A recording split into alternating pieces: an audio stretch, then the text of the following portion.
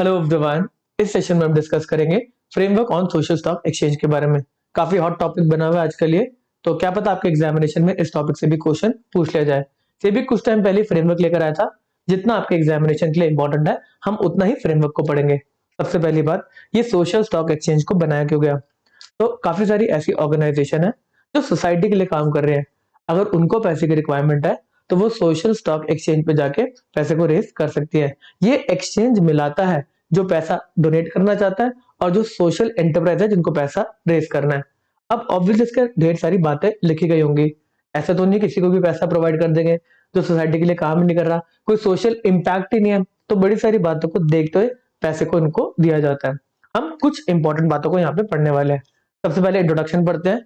The social stock exchange is a regulated platform that connects social enterprise and owners. कहीं ना कहीं सेबी का भी ध्यान रखता है और इसमें भी वो ऑडिट करने के फंक्शन को डाल देता है। तो जो डोनर है उसको कहीं ना कहीं लगेगा जो पैसा दिया जा रहा है वो सही हाथों में जा रहा है, सोसाइटी की हेल्प में लग रहा है वो। ठीक है, तो यहाँ पे क्या है, helping social enterprise grow and get funding, इसका पर्पस है।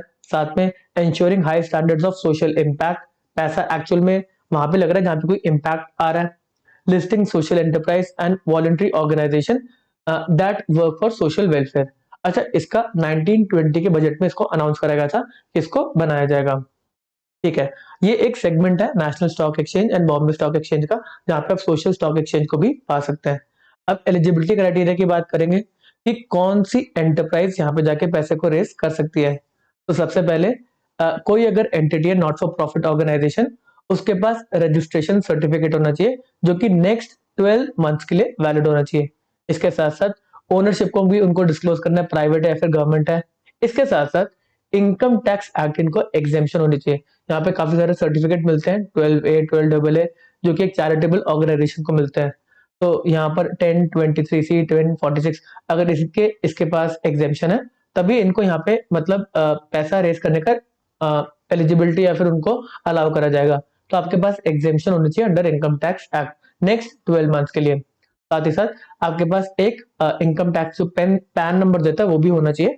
और अगर हम सोसाइटी या फिर नॉट फॉर प्रॉफिट ऑर्गेनाइजेशन की बात करें तो इनका जो पैन नंबर होता है उसके फोर्थ जो लेटर होता है जिससे आप आइडेंटिफाई करते हैं कि कौन सा पर्सन है। अगर कंपनी होती है तो सी लिखा होता है। ऐसे अगर एक नॉट फॉर प्रॉफिट ऑर्गेनाइजेशन है तो वहां पे टी लिखा होता है ट्रस्ट की फॉर्म में। ठीक है। अच्छा, एज ऑफ एनपीओ कितनी होनी चाहिए? तो मिनिमम 3 इयर्स होनी चाहिए। डिडक्शन जो 80G सेक्शन है, 80G सेक्शन के अंदर डिडक्शन मिलती है अगर आप कुछ डोनेशन वगैरह करते हैं। तो इस रिस्पेक्ट में कहीं पे 100% डिडक्शन है, कहीं पे 50% डिडक्शन है। तो ये आपके पास होना चाहिए कि जो भी आप इन्वेस्टमेंट्स वगैरह या फिर आप कुछ पैसा यहाँ पे दे रहे हैं इस सोशल एंटरप्राइज को, तो उनके पास ये सर्टिफिकेट है कि नहीं है, ये पता होना चाहिए आपको। ये बताना है आपने जब भी आप पैसे को रेज करेंगे, जो भी पैसा दे रहा है उसको पता तो चलना चाहिए ना उसको भी डिडक्शन मिलेगी या फिर नहीं मिलेगी। ठीक है, यहाँ पे मिनिमम फंड फ्लो की रिक्वायरमेंट है। आपने स्पेंडिंग करी हो एटलीस्ट 50 लाख की, साथ में आपने पैसा रेज करा हो पिछले फाइनेंशियल ईयर में मिनिमम 10 लाख रुपीज का, तब आप एलिजिबल हो अपने पैसे को रेज करने के लिए इस सोशल स्टॉक एक्सचेंज के ऊपर। ठीक है, अगर इंस्ट्रूमेंट्स की बात करें तो यहाँ पर जो मेन इंस्ट्रूमेंट जिसको लाया गया उसका नाम है zero coupon zero principal bond. यहाँ पे ना तो इंटरेस्ट की पेमेंट होगी ना प्रिंसिपल रिपे करा जाएगा। बड़ी सारी एंटिटी ऐसी है। अच्छा, अगर आपको कंपनीज एक्ट में रजिस्टर करना है तो आप सेक्शन 8 में रजिस्ट्रेशन ले सकते हैं at not for profit organisation. और अगर आप कंपनी की तरह रजिस्टर कर रहे हैं तो आप जो भी कंपनी एक इंस्ट्रूमेंट को इशू कर सकती है, चाहे वो शेयर्स हो चाहे वो डिबेंचर्स हो, उसके थ्रू आप पैसे को रेस कर सकते हैं। बट बड़ी सारी ऐसी भी सोशल एंटरप्राइज है जो कंपनी की तरह रजिस्टर्ड नहीं है। बड़े सारे ट्रस्ट होंगे, बड़े सारे ऐसे दूसरे फॉर्म में सोसाइटी के फॉर्म में रजिस्टर्ड होंगे। तो कह रहे हैं आप आपके लिए स्पेसिफिक एक इंस्ट्रूमेंट लेकर आ रहे हैं कि आप zero coupon zero principal bond को इशू कर सके। अगर कोई और एंटरप्राइज है जो कंपनी नहीं है तो वो थोड़ा ना शेयर या फिर डिबेंचर्स को इशू कर सकती है। तो उसके रिस्पेक्ट में zero coupon zero principal instrument को लाया गया। अब इसको हम पढ़ते हैं। जो zero coupon zero principal instrument है ये लिस्ट होगा डीमैट फॉर्म के अंदर, जैसे आपको शेयर्स मिलते हैं। जो zero coupon zero principal instrument है ये ट्रांसफरेबल नहीं होगा। साथ में मिनिमम इशू साइज जो लेकर आया जाएगा इसका वो 50 लाख का होगा। मिनिमम एप्लीकेशन साइज अगर हमें अप्लाई करना है तो 10,000 से कम हम नहीं दे पाएगा। साथ ही साथ आपको याद होना चाहिए अगर आप मिनिमम सब्सक्रिप्शन नहीं करते थे आपके सिक्योरिटीज मार्केट के अंदर तो आपको रिटर्न करना पड़ता था वो पूरा का पूरा पैसा। इस केस में भी है, वैसे अगर हम बात करें तो 90% सब्सक्राइब करना पड़ता है सिक्योरिटीज मार्केट में, बट इस केस के अंदर सोशल स्टॉक एक्सचेंज में जो अगर आप जीरो कूपन जीरो प्रिंसिपल वाले इंस्ट्रूमेंट लेकर आ रहे हो तो यहाँ पे जो मिनिमम सब्सक्रिप्शन है वो 75% की है। अगर 75% आपको नहीं आता पैसा तो आपको पैसे को रिटर्न करना पड़ेगा, सारा सारा ये रिफंड करना पड़ेगा अगर लेस देन 75% आता है। ठीक है, अगर आपको 75% तक पैसा मिलता है, पूरा 100% नहीं मिलता, तो फिर आप बताएंगे कि आप बैलेंस कैपिटल कैसे रेस करेंगे, इम्पैक्ट क्या होगा, सोशल इम्पैक्ट क्या होगा अगर आपको कम ही पैसे मिले, 100% जितना आपने मांगे तो उससे अगर कम मिले, 75 से ऊपर और 100 से कम, तो आप बताएंगे कि इम्पैक्ट में क्या इफेक्ट आएगा क्योंकि पैसा कम है। ठीक है, जो सोशल स्टॉक एक्सचेंज है वो सारी की सारी किसको पैसा मतलब सिक्योरिटीज अलॉट करिए उसकी डिटेल्स को मेंटेन करेगा। साथ ही साथ जो भी एडिशनल रिक्वायरमेंट्स वगैरह है वो सोशल स्टॉक एक्सचेंज अपने आप लेकर आता रहेगा कि आजवा है या फिर डिपॉजिटरी है बैंक, किस तरीके से फंक्शन वगैरह होंगे वो सारे के सारे social stock exchange additional norm को डिस्क्लोज कर देगा। अगर हम एक इंपॉर्टेंट पॉइंट की बात करें तो वो ये है कि जो भी सोशल एंटरप्राइज है उनको अपने एनुअल इम्पैक्ट रिकॉर्ड दिखाना पड़ेगा कि कितना आपने जो पैसा रेस करा उससे इम्पैक्ट कितना है सोसाइटी पे, तो वो आपको with in 90 days from the end of financial year disclose करना पड़ेगा। काफी एक बढ़िया इनिशिएटिव है, क्या पता आपके एग्जामिनेशन में इन एक आधे पॉइंट से क्वेश्चन पूछ लिया जाए। चलिए इस सेशन को यहीं पे समाप्त करते हैं। Okay tata, bye bye. Hello everyone, welcome to CA Malhotra classes. इस सेशन में हम डिस्कस करेंगे securities and exchange board of India के important circulars and notification for the period of April to mid of August. 31 March तक के circulars and notification आप सेबी की annual report से कवर कर सकते हैं, आपको नोट्स ऑलरेडी प्रोवाइड कर रखे हैं। अगर मैं इन जनरल बात करूं सेबी के सर्कुलर्स एंड नोटिफिकेशन के बारे में तो बहुत ही डिटेल्ड एंड टेक्निकल सर्कुलर्स लेकर आता है सेबी। अभी तक सेबी के प्रीवियस एग्जामिनेशन में सेबी के सर्कुलर एंड नोटिफिकेशन के ऊपर कोई भी क्वेश्चन नहीं आया। इस बार पैटर्न चेंज हुआ है, नंबर ऑफ क्वेश्चन को इंक्रीज करा है, तो हम बेसिक लेवल के सर्कुलर्स एंड नोटिफिकेशन को यहाँ पर कवर करने वाले हैं। चलिए चलते हैं फर्स्ट न्यूज की तरफ, जो कि है ईज ऑफ डूइंग बिजनेस के रिस्पेक्ट में सेबी काफी नोटिफिकेशन लेकर आ रहा है जिसके अंदर जो स्टॉक मार्केट के बिजनेस के ऊपर रिस्ट्रिक्शंस है उसको कहीं ना कहीं ईज ऑफ करा जा रहा है। अब यहाँ पर जो म्यूचुअल फंड की स्कीम्स हैं जो इन्वेस्ट करती हैं कॉमोडिटी एंड ओवरसीज सिक्योरिटी के अंदर, अगर कॉमोडिटी की बात करें तो उसमें गोल्ड सिल्वर वगैरह आ जाता है, तो जो म्यूचुअल फंड स्कीम कॉमोडिटीज या फिर ओवरसीज सिक्योरिटीज में इन्वेस्ट कर रही है उसमें एक डेडिकेटेड फंड मैनेजर के अपॉइंटमेंट को अब ऑप्शनल कर दिया गया है। पहले अपॉइंटमेंट मैंडेटरी था, अब बोला कि वो ऑप्शनल है, तो डेडिकेटेड फंड मैनेजर उस पर्टिकुलर म्यूचुअल फंड की स्कीम के ऊपर अपॉइंट करना तो करे, नहीं तो रहने दे। इस केस के अंदर जो बोर्ड है उस एएमसी का वो रिस्पॉन्सिबल रहेगा सारे के सारे कंप्लायंस को इंश्योर करवाने के लिए। सेकंड न्यूज आती है नॉमिनेशन के रिस्पेक्ट में जो म्यूचुअल फंड के यूनिट होल्डर्स हैं। अगर आप म्यूचुअल फंड के यूनिट्स को होल्ड करते हैं तो आपको नॉमिनेट करना पड़ता है, जरूरी है। आपके बाद ये यूनिट्स किसको पास ऑन करे जाएंगे, बट यहाँ पर एक एक्सेप्शन लाई गई है। अगर आप म्यूचुअल फंड के यूनिट्स को होल्ड करते हैं जॉइंटली, किसी के साथ आप होल्ड करते हैं, तो उस केस में जो नॉमिनेशन है उसको ऑप्शनल कर दिया गया है। ठीक है, अगला इंपॉर्टेंट फ्रेमवर्क आता है जो कि है research analyst and investment advisers के ऊपर। अब देखो अल्टीमेट जो रेगुलेटर है सिक्योरिटीज मार्केट का, कैपिटल मार्केट का, वो है सेबी, बट यहाँ पे सेबी ने बोला है कि हम ये जो काम है एडमिनिस्ट्रेशन एंड सुपरविजन का वो दे रहे हैं स्टॉक एक्सचेंज को। तो यहाँ पर बोला कि कोई भी रिकॉग्नाइज्ड स्टॉक एक्सचेंज है वो अंडरटेक कर सकता है, यहाँ पे मे लिखा है, may undertake the activity of administration and supervision over research analyst and investment adviser. तो इस केस में जो भी स्टॉक एक्सचेंज ये करना चाहता है उसको कहीं ना कहीं अप्रूवल्स लेना पड़ेगा सेबी से कि आप एडमिनिस्ट्रेशन या फिर सुपरविजन करना चाहते हैं। अब कोई भी रिसर्च एनालिस्ट है या फिर इन्वेस्टमेंट एडवाइजर है, आप बड़े सारे सोशल मीडिया पे इन्वेस्टमेंट की एडवाइस सुनते रहते हैं जिसके ऊपर सेबी कहीं ना कहीं प्रेस रिलीज लेकर आता रहता है, तो आप कह रहे हैं इनको सुपरवाइज करेगा एंड एडमिनिस्टर करेगा एक स्टॉक एक्सचेंज। तो यहाँ पर कोई भी research analyst and investment adviser पहले अपने आप को एनलिस्ट कराएगा एक research analyst administration and supervisory body के पास जाके। अगर वो इन्वेस्टमेंट एडवाइजर है तो वो अपने आप को एनलिस्ट कराएगा investment adviser administration and supervisory body के पास जाके। अब ये बॉडी कौन बनाएगा, तो ये बॉडी का लाइसेंस दिया जाएगा, किसी को देंगे, स्टॉक एक्सचेंज ही तो एलिजिबल है। तो कोई भी स्टॉक एक्सचेंज अगर सेबी के पास जाता है कि हाँ जी मैं बनना चाहता हूँ, मैं एडमिनिस्टर एंड सुपरवाइज करना चाहता हूँ रिसर्च एनालिस्ट या फिर इन्वेस्टमेंट एडवाइजर को, तो उसको ये वाला लाइसेंस या फिर काम दे दिया जाएगा। अगर बात करें हमारे स्टॉक एक्सचेंज के बारे में तो यहाँ पे ढेर सारे स्टॉक एक्सचेंज है, बॉम्बे स्टॉक एक्सचेंज है, नेशनल स्टॉक एक्सचेंज है और भी स्टॉक एक्सचेंजेस हैं, तो यहाँ पर बॉम्बे स्टॉक एक्सचेंज को ये काम अभी मिल गया है। ठीक है, तो इस केस में क्या है, क्राइटेरिया क्या है कि रिकॉग्निशन किसको दी जाएगी, एज RAASB या फिर IASB।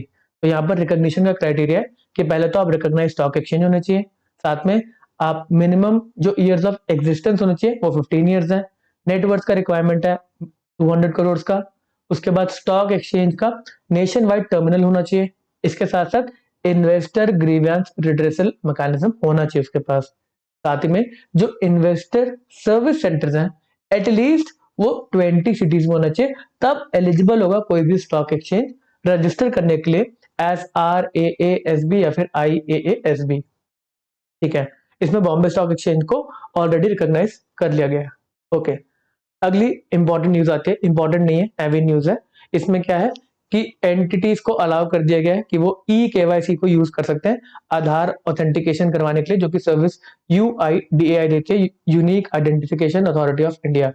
तो इस केस के अंदर जो KYC की एजेंसी होती है उसको बोलते हैं KUA, KYC यूजर एजेंसी। तो यहाँ पे इसके अंदर ना सब ये KUA को भी अपॉइंट कर देते हैं। ये सब क्या होता है, तो सब इसके अंदर के कोई और ऑर्गेनाइजेशन है जो यही काम कर रही है, KYC का मतलब यूजर एजेंसी ही है, तो उसको भी मतलब बोल दे कि आप उधर से भी सर्विसेज को ले सकते हैं।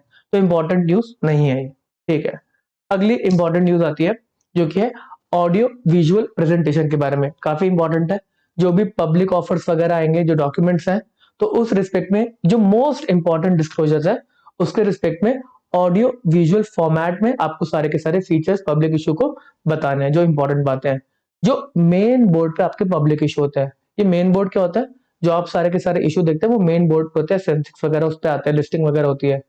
अब इसके बाद एक SME बोर्ड भी होता है, इसके अंदर आजकल एक बड़ी न्यूज चल रही है जिसके अंदर कोई SME small and medium enterprise 12 crore का IPO लेकर आए थे, जिसके अंदर 4800 करोड़ के IPO के वहां पर सब्सक्रिप्शन मतलब वो आ गए थे, मतलब एप्लीकेशन आ गए थे। ठीक है, तो वो SME बोर्ड के लिए नहीं है, ये मेन बोर्ड के रिस्पेक्ट में है कि आपको ऑडियो विजुअल फॉर्मेट में जो भी डिस्क्लोजर्स वगैरह है उसको, जो इंपॉर्टेंट फीचर्स हैं उस पब्लिक इशू के, वो आपको बताने हैं। ये बायलिंगुअल रहेगा अभी, इंग्लिश और हिंदी के अंदर, इंपॉर्टेंट है ये। ठीक है, अगली भी खबर काफी इंपॉर्टेंट है, reduction in denomination of debt securities and non convertible redeemable preference share.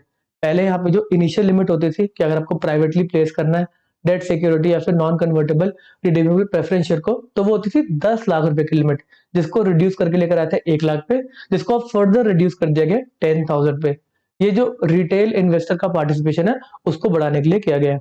तो यहाँ पर जो भी डेट सिक्योरिटी या फिर नॉन कन्वर्टेबल प्रेफरेंस शेयर है वो अब इशू करे जा सकते हैं 10,000 की फेस वैल्यू में। इंपॉर्टेंट क्वेश्चन काफी। ठीक है, अगली न्यूज आती है जिसके रिस्पेक्ट में आपने कहीं ना कहीं सुना होगा, जो सेबी के चेयरमैन उन्होंने भी आके बोला था कि ये जो IPOs वगैरह आते हैं ना, इसके अंदर है ना कॉल ऑक्शन का टाइम होता है, जो प्री ओपन पहले ओपन होने से पहले जो सेशन होता है उसके अंदर बिडिंग वगैरह होती है कि इतने में हम खरीदेंगे, इतने में बेचेंगे।